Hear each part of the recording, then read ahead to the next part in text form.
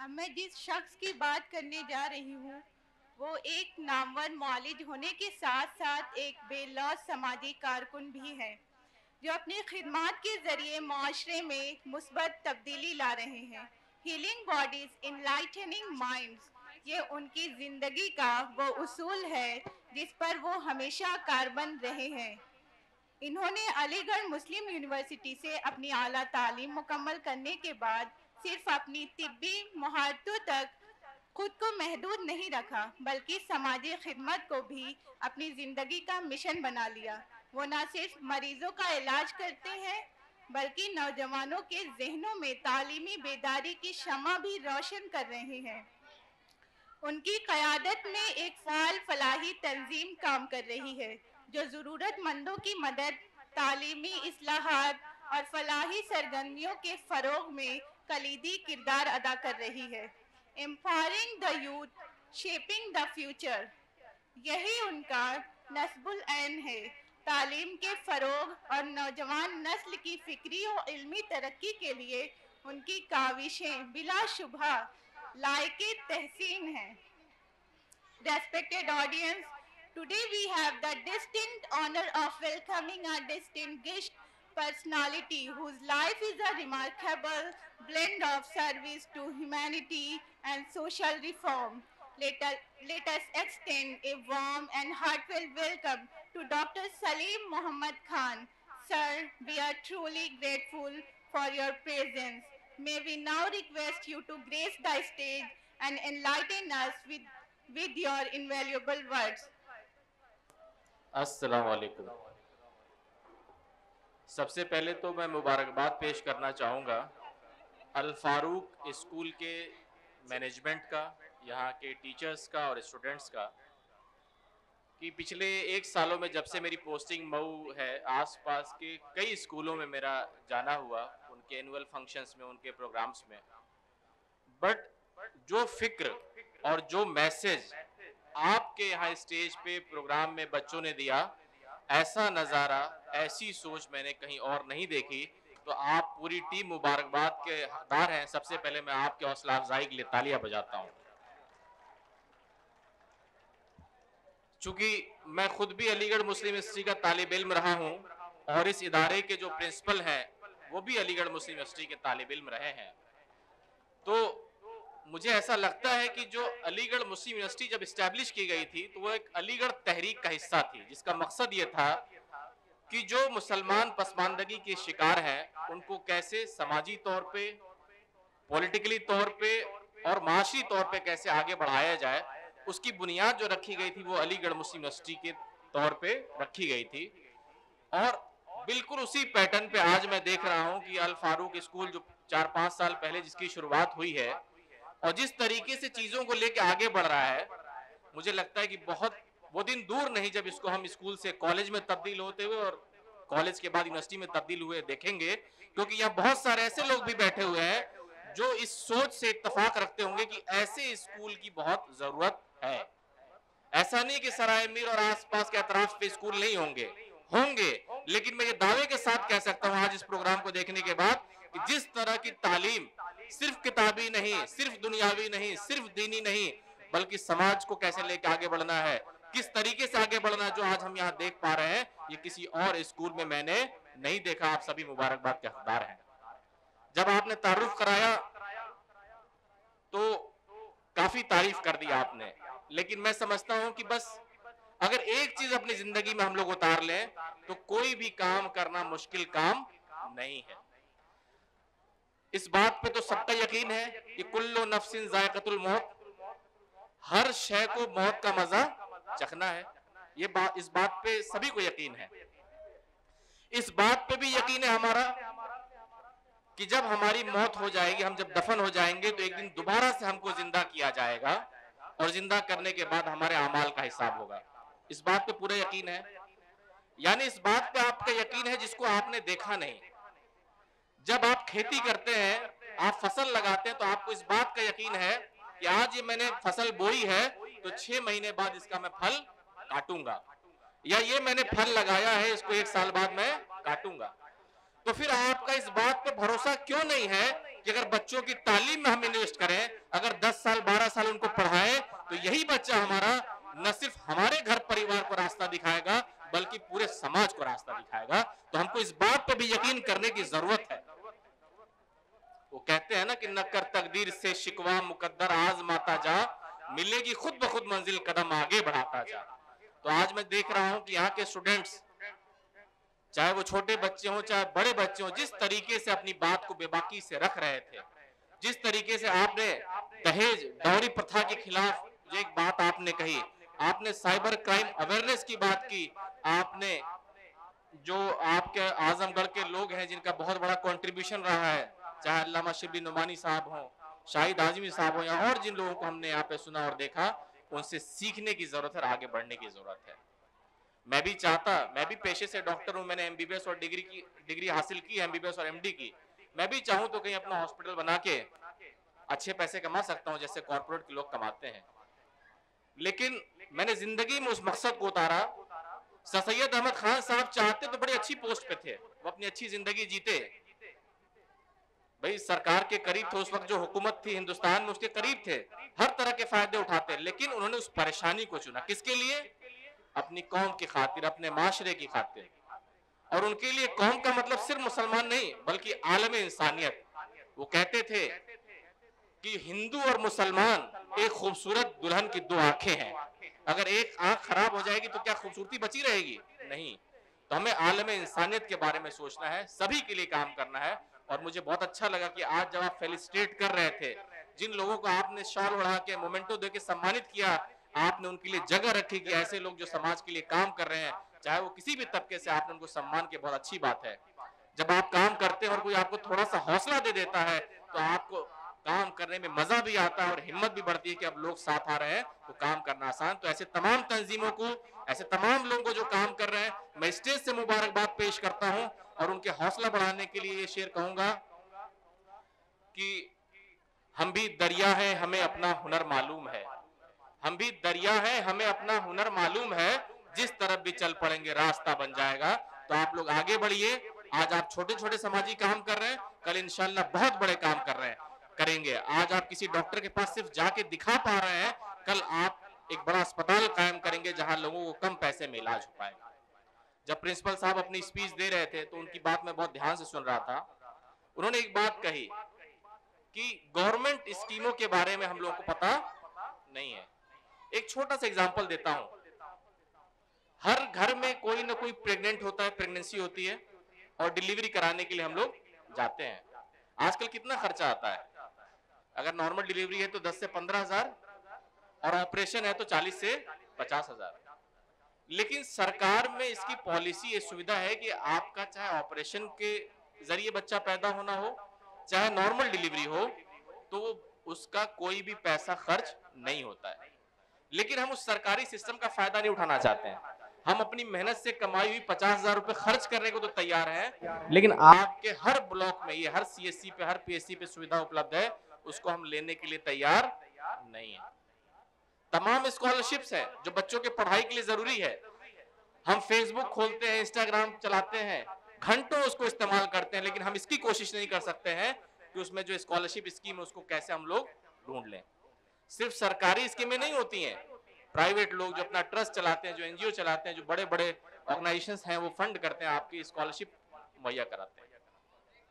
जरूरत इस बात की है कि हम अपने जो टेक्नोलॉजी है उसका सही इस्तेमाल करें और ये देखें कि कैसे हम इससे फायदा उठा सकते हैं। हर चीज के फायदे भी होते हैं और नुकसान भी होते हैं। हम लोगों ने जब सोच एनजीओ की शुरुआत की तो इसकी शुरुआत कैसे हुई?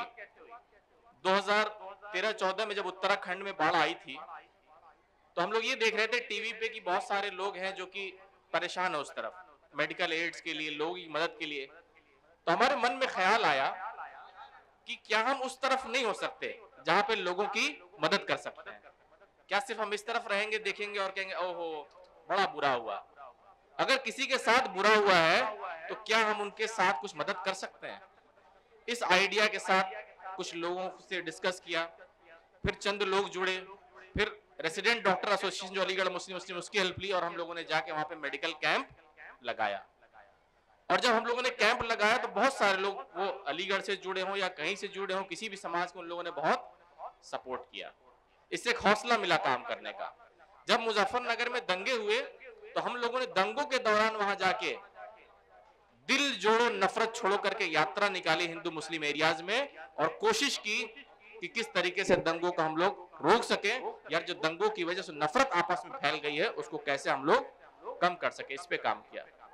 जो लोग बेघर हो गए थे, जिनको किसी भी तरह की मदद की जरूरत थी, चाहे वो मेडिकल एड की जरूरत थी या खाने पीने की जरूरत थी या ठंड पड़ रहा था उस वक्त, उस तरह की जरूरत थी, उसमें हम लोगों ने मदद की।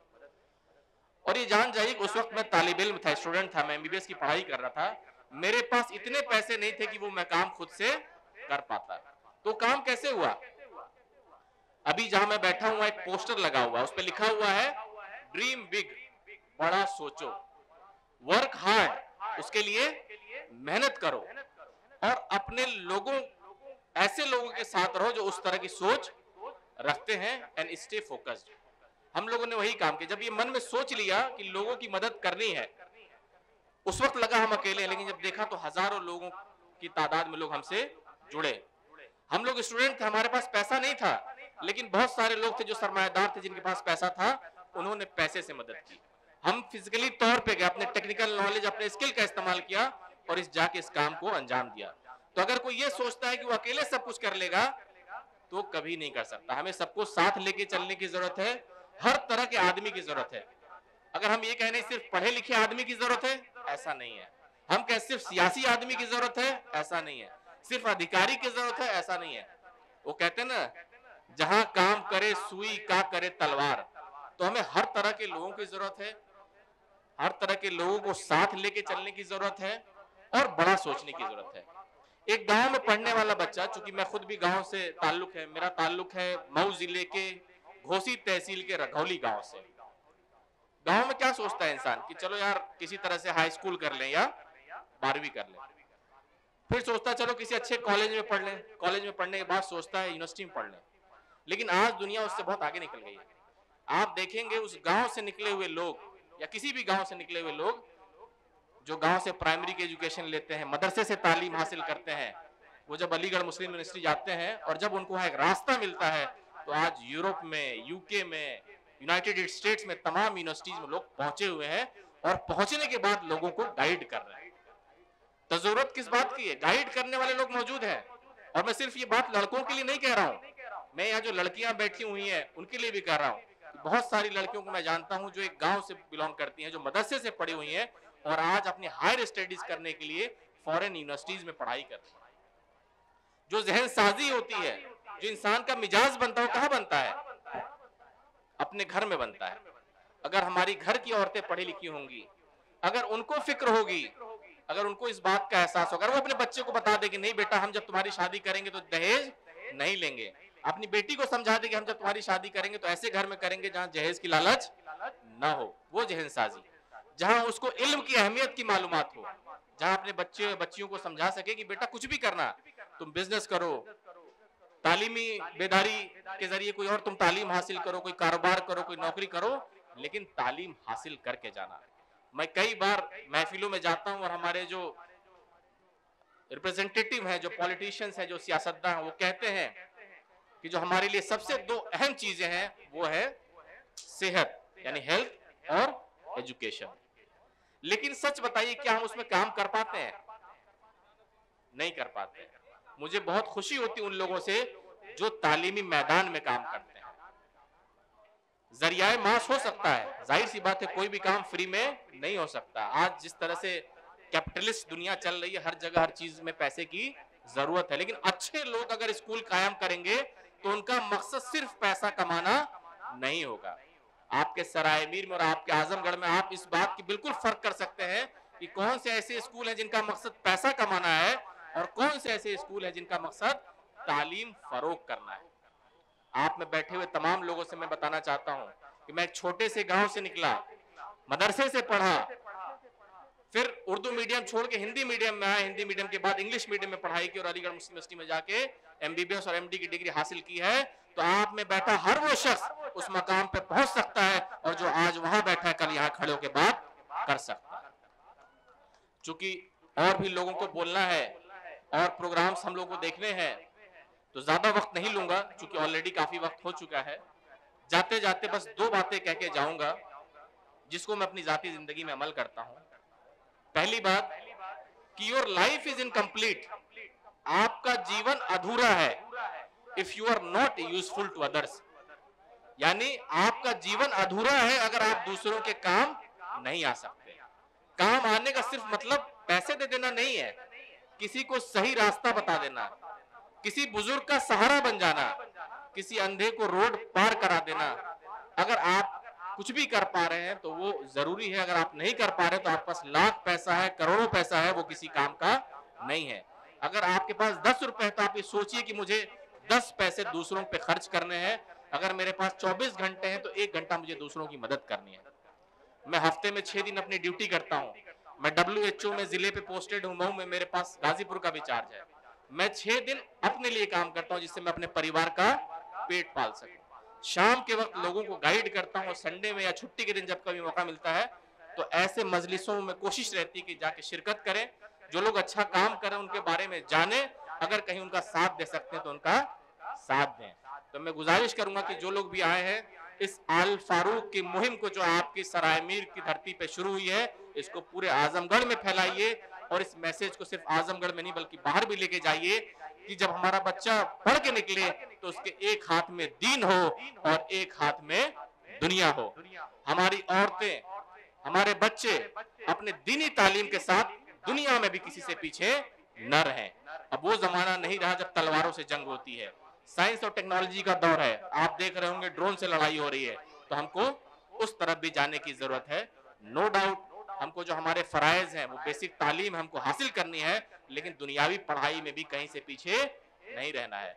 और अगर सच में आप अपने दीन पे चलना चाहते हैं तो कोई भी आपको रोक नहीं सकता, चाहे आप किसी भी कंट्री में हो या किसी भी ऐसे एरिया में हो जहां आपके मजहब के लोग कम है, कोई आपको रोक नहीं सकता है, बशर्ते हम ईमानदार हों, हमारा किरदार और कैरेक्टर ऐसा हो कि लोग देख के बोले कि मुसलमान हो तो उस जैसा हो। ये लाने की जरूरत है। ऐसा ना हो कि नाम से तो हम मुसलमान हैं लेकिन सूदखोरी हमारे अंदर है, बेईमानी हमारे अंदर है, लोगों का पैसा हमने मार रखा है, भाई की जमीन हमने कब्जा कर रखी है। अगर इस तरह का रहेगा तो माफ करिए दोस्तों, आप मिसाल नहीं बन पाएंगे बल्कि लोगों के लिए परेशानी का सबब बनेंगे। जाते जाते मैं आखिरी बात आपसे कहूंगा जो हमेशा कहता हूं कि मैं लोगों से मुलाकातों के लम्हे याद रखता हूं, मैं लोगों से मुलाकातों के लम्हे याद रखता हूं, मैं बातें भूल भी जाऊं तो लहजे याद रखता हूं, और सरे महफिल जो निगाहें मुझ पे पड़ती हैं, निगाहों के हवाले से वो चेहरे याद रखता हूं, और जरा हट के चलता हूं जमाने की रिवायत से कि जिन पर बोझ मैं डालूं वो कंधे याद रखता हूं। बहुत बहुत शुक्रिया।